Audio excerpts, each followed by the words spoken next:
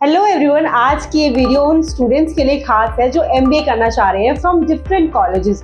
इस वीडियो में हम डिस्कस करेंगे कि डिफरेंट यूनिवर्सिटीज, इंस्टीट्यूट्स और कॉलेजेस के एमबीए एलिजिबिलिटी क्राइटेरिया के बारे में। सभी कॉलेज का वैसे तो अपना अपना एक क्राइटेरिया होता है फॉर एमबीए। बेसिक जो है वो होता है आपका ग्रेजुएशन में एटलीस्ट 50% मार्क्स आपके होने चाहिए।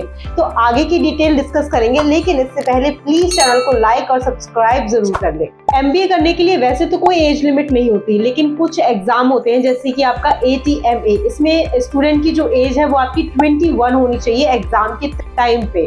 और जो एमबीए है आपका वो आपका आफ्टर ग्रेजुएशन होता है, मतलब आप जो एमबीए डिग्री करते हैं वो आपकी पहले आपका ग्रेजुएशन होना चाहिए, देन आप एमबीए डिग्री कर सकते हैं। एमबीए की जो एलिजिबिलिटी क्राइटेरिया की हम बात करें तो उसमें आपका एक्सपीरियंस भी इंक्लूड होता है। अगर आप एग्जीक्यूटिव एमबीए या फिर आप एमबीए कर रहे हैं कहीं अब्रॉड से, यानी कि बाहर से कहीं अगर एमबीए करते हैं तो उसमें आपका वर्क एक्सपीरियंस भी इंक्लूड किया जाता है। उसके बाद आपकी एंट्रेंस एग्जाम्स की कट ऑफ होती है, देन आपका ग्रुप डिस्कशन होता है, पर्सनल इंटरव्यू राउंड होता है, उसके बेसिस पर आपका एडमिशन होता है इन एमबीए। तो हम कुछ कॉलेजेस के एमबीए एलिजिबिलिटी क्राइटेरिया के बारे में बात करेंगे। सबसे पहले हम बात करते हैं IIM अहमदाबाद के एमबीए एलिजिबिलिटी क्राइटेरिया के बारे में। तो यहाँ पे जो आपकी बेसिक एलिजिबिलिटी है वो है आपकी बैचलर डिग्री होनी चाहिए 3 साल की, और आपकी जो बैचलर डिग्री है उसमें आपका 50% एग्रीगेट होना चाहिए। अगर आप SC/ST से बिलोंग करते हैं या PWD से बिलोंग करते हैं तो आपका 45% यानी कि 5% का आपको रिलैक्सेशन दिया जाता है। अगर आप फाइनल ईयर में हैं अपने ग्रेजुएशन के तो भी आप एलिजिबल होते हैं एमबीए करने के लिए, या फिर बस आपको इसमें यह है कि आपको अपना सर्टिफिकेट शो करना पड़ता है कॉलेज वालों को। उसके बाद आपका कैट और GMAT के थ्रू यहाँ पे आपको यहाँ पे शॉर्टलिस्ट किया जाता है फॉर एमबीए प्रोग्राम। कैंडिडेट का अगर वर्क एक्सपीरियंस है तो उसको भी इसमें इंक्लूड किया जाता है। नेक्स्ट हम बात करेंगे IIT खड़गपुर के एमबीए एलिजिबिलिटी क्राइटेरिया के बारे में। तो इसमें यह है कि आपकी बेसिक बैचलर डिग्री होनी चाहिए with minimum 4 years in engineering and technology related fields, और आपकी या फिर मास्टर डिग्री होनी चाहिए इन साइंस, इकोनॉमिक्स और commerce with maths at bachelor level, यानी कि मतलब आपकी बैचलर लेवल पे आपका इकोनॉमिक, कॉमर्स, डेटा साइंस में आपका मास्टर डिग्री होना चाहिए, या फिर आपकी होनी चाहिए बैचलर डिग्री होनी चाहिए। इसके अलावा आपका 50% का एग्रीगेट होना चाहिए, वही 5% का आपको रिलैक्सेशन दिया जाता है अगर आप SC/ST से या PWD से बिलोंग करते हैं। सेम है, अगर आप फाइनल ईयर में हैं तो भी आप एलिजिबल हैं यहाँ पे अप्लाई करने के लिए, यानी कि एमबीए में अगर आपको करना है और आप अपनी ग्रेजुएशन के फाइनल ईयर में हैं तो भी आप यहाँ अप्लाई कर सकते हैं। आपको बस सर्टिफिकेट शो करना होगा, उसको करना होगा डेडलाइन खत्म होने से पहले। नेक्स्ट हम बात करेंगे FMS न्यू दिल्ली के बारे में। इसमें बैचलर डिग्री में आपका वही कि आपकी बैचलर डिग्री होनी चाहिए विद एनी रिकॉग्नाइज्ड यूनिवर्सिटी। इसके अलावा आपका ग्रेजुएशन में एटलीस्ट 50% होना चाहिए। अगर आप सेम SC/ST से बिलोंग करते हैं तो आपको 5% का रिलैक्सेशन यहाँ पे दिया जाता है, यानी कि आपके 45% आपके मिनिमम जो है आपके ग्रेजुएशन में वो होने चाहिए। जो फाइनल ईयर कैंडिडेट है वो अप्लाई कर सकते हैं इसमें। नेक्स्ट हम बात करेंगे IIFT न्यू दिल्ली के बारे में। इसमें भी सेम है, आपका बैचलर डिग्री होनी चाहिए आपकी 12th होने के बाद with in recognised university. Same है, आपका 50% मस्ट है, एग्रीगेट होना जरूरी है। 45% का इसमें भी रिलैक्सेशन दिया जाता है। फाइनल ईयर या फिर जो अगर आप फाइनल ईयर में हैं या फिर आपने कंप्लीट कर लिया, अगर आप रिजल्ट का वेट कर रहे हैं तो भी आप इसमें अप्लाई कर सकते हैं, यहाँ पे अप्लाई कर सकते हैं फॉर एमबीए प्रोग्राम। इसमें कोई एज लिमिट नहीं दी जाती है आपको। नेक्स्ट जो हम डिस्कस करेंगे एमबीए एलिजिबिलिटी क्राइटेरिया के बारे में वो है आपका XLRI जमशेदपुर यूनिवर्सिटी। ये आपकी सेम है, इसमें एमबीए अगर आपको चाहिए तो आपकी बैचलर डिग्री आपकी मस्ट है फ्रॉम अ रिकॉग्नाइज्ड यूनिवर्सिटी। अगर जो भी कैंडिडेट है वो आपका ग्रेजुएशन उसकी जो है जून में कंप्लीट होनी चाहिए, तभी वो एलिजिबल हो सकता है। इसके अलावा आपकी जो बैचलर डिग्री है वो मिनिमम 4 साल की होनी चाहिए, जिसमें आपकी 50% एग्रीगेट मस्ट है। वही कैंडिडेट ने अगर अपना ग्रेजुएशन जो है अगर जून से पहले कंप्लीट कर लिया है तो जो फाइनल ईयर है, मतलब अगर आप जून से पहले फाइनल ईयर में होते हैं तो आप यहाँ पे अप्लाई कर सकते हैं। PGDM जो है यहाँ पे प्रोवाइड किया जाता है 1 ईयर का आपको, जिसमें आपको 1 ईयर का एक्सपीरियंस जो है वो आपका जरूरी होता है।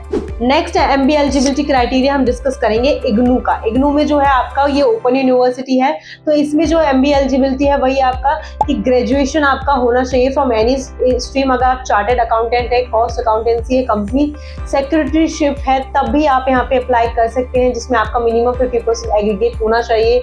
अगर आप जनरल कैटेगरी से हैं 45% जो है वो रिजर्व कैटेगरी के लिए यहाँ पे रिलैक्सेशन एडमिशन दिया गया है, उसके बाद इग्नू जो है अपना खुद का एक एंट्रेंस एग्जाम जो है वो रखता है, उसको आपको क्लियर करना होगा। कोई एज बार नहीं है, कोई एज लिमिट नहीं है यहाँ पे अप्लाई करने के लिए। IPU न्यू दिल्ली जो है वो बैचलर डिग्री आपकी 3 साल की होनी चाहिए और इससे ज्यादा साल की भी हो सकती है। तो नेक्स्ट हम डिस्कस करेंगे IPU न्यू दिल्ली के बारे में। इसमें भी आपकी बैचलर डिग्री होनी चाहिए विद मिनिमम 3 इयर्स। अगर आपकी ज्यादा साल, इससे भी ज्यादा साल की बैचलर डिग्री है तो भी इट्स ओके, इसमें आप अप्लाई कर सकते हैं, बट आपकी वही 50% एग्रीगेट होना चाहिए। उसके बाद आपका इसमें कैट एग्जाम जो है उसको एक्सेप्ट किया जाता है। अगर आपका CMAT है तो उसको भी एक्सेप्ट किया जाता है। इसकी मिनिमम कट ऑफ स्कोर के बेसिस पर यहाँ पे आपका नाम शॉर्टलिस्ट किया जाता है, देन आपको कॉल आ जाता है फॉर ग्रुप डिस्कशन और पर्सनल इंटरव्यू के लिए। इसमें जो एज लिमिट है वो इसमें इंक्लूड की गई है, मतलब आपकी जो 35 ईयर्स है उससे ज़्यादा आपकी एज नहीं होनी चाहिए अगर आप यहाँ पे अप्लाई करते हैं तो for MBA program. Now the next जो हम डिस्कस करेंगे वो क्रिस्ट यूनिवर्सिटी जो आपकी बेंगलोर में लोकेटेड है, वहाँ की एलिजिबिलिटी क्राइटेरिया के बारे में हम डिस्कस करेंगे। वही सेम आपकी ग्रेजुएशन डिग्री होनी चाहिए आपकी किसी भी स्ट्रीम से विद एटलीस्ट 50% एग्रीगेट मार्क्स। अगर इससे ज्यादा है तो और भी ज्यादा अच्छी बात है। अगर आप इंटरनेशनल MBA करिकुलम में अप्लाई करते हैं तो इसमें भी आपकी एलिजिबिलिटी जो है वो सेम है, मतलब आपकी बैचलर डिग्री 50% एग्रीगेट आपका होना चाहिए, कैट जो है आपका क्लियर होना चाहिए। हम नेक्स्ट डिस्कस करेंगे NMIMS मुंबई के बारे में। इसमें जो है वही है सेम कि आपकी बैचलर डिग्री होनी चाहिए आफ्टर योर 12th एग्जामिनेशन किसी भी UGC रिकॉग्नाइज्ड यूनिवर्सिटी से विद एटलीस्ट 50% एग्रीगेट। अगर आप यहाँ पे MBA करना चाहते हैं यानी एग्जीक्यूटिव MBA और MBA करना चाहते हैं पार्ट टाइम में, तो यहाँ पे आपका 5 साल का जो है एक्सपीरियंस रिक्वायर्ड है या फिर आपका 2 साल का एटलीस्ट रिक्वायर्ड है। यहाँ पे एक्सपीरियंस मांगते हैं अगर आप इसमें यानी कि एग्जीक्यूटिव MBA और या फिर MBA पार्ट टाइम में करते हैं तो। नेक्स्ट हम डिस्कस करेंगे सिम्बायोसिस इंस्टीट्यूट के बारे में जो आपका पुणे में लोकेटेड है। यहाँ पे भी आपकी ग्रेजुएशन होनी चाहिए विद एटलीस्ट 50% मार्क्स। 45 जो है आपका SC/ST के लिए यहाँ पे रिजर्व किया जाता है। देन आपका अगर फाइनल ईयर स्टूडेंट है आप तो भी आप अप्लाई कर सकते हैं। नेक्स्ट हम डिस्कस करेंगे SPJIMR मुंबई के बारे में। इसमें भी आपका बैचलर डिग्री जो है वो आपकी 50% एग्रीगेट के साथ होनी चाहिए with from a recognised university. इसके साथ अगर आप फाइनल ईयर स्टूडेंट है यानी कि आप फाइनल ईयर में है तब भी आप अप्लाई कर सकते हैं, वेट कर रहे हैं रिजल्ट का तब भी आप अप्लाई कर सकते हैं, बट आपके जो एग्रीगेट है वो आपका 50% होना चाहिए आपके प्रीवियस एग्जाम में। और उसके अलावा आपको यहाँ पे सिर्फ सर्टिफिकेट शो करना होता है कॉलेज वालों को, इसके अलावा और कोई प्रॉब्लम नहीं आती है फॉर एडमिशन प्रोसीजर्स। अगर इसमें एक चीज़ है कि अगर आपने अपना जो बैचलर डिग्री है वो कहीं बाहर से अब्रॉड से अगर आपने परस्यू किया है तो भी आप अप्लाई कर सकते हैं अगर आपकी यूनिवर्सिटी जो है वो आपकी रिकॉग्नाइज्ड है AIU से। So that's it in this video. आज की इस वीडियो में हमने डिस्कस किए हैं कुछ यूनिवर्सिटीज़ और इंस्टीट्यूट्स के MBA एलिजिबिलिटी क्राइटेरिया के बारे में। अगर आपको किसी और यूनिवर्सिटी के MBA एलिजिबिलिटी क्राइटेरिया के बारे में जानना है या फिर इन कॉलेजेस और यूनिवर्सिटीज़ के MBA एलिजिबिलिटी क्राइटेरिया के बारे में आपको कुछ और जानना है या फिर आपको कुछ समझ नहीं आ रहा है तो डिस्क्रिप्शन में एक लिंक है दैट इज प्रोफाइल एनालिसिस। आप वहाँ से जाके कुछ भी पूछ सकते हैं, हम उसका आपको आंसर जरूर करेंगे। बाकी अगर आपको वीडियो अच्छी लगी हो, यूजफुल लगी हो तो वीडियो को लाइक करें और चैनल को सब्सक्राइब करना ना भूलें। Keep watching, keep supporting. Thank you.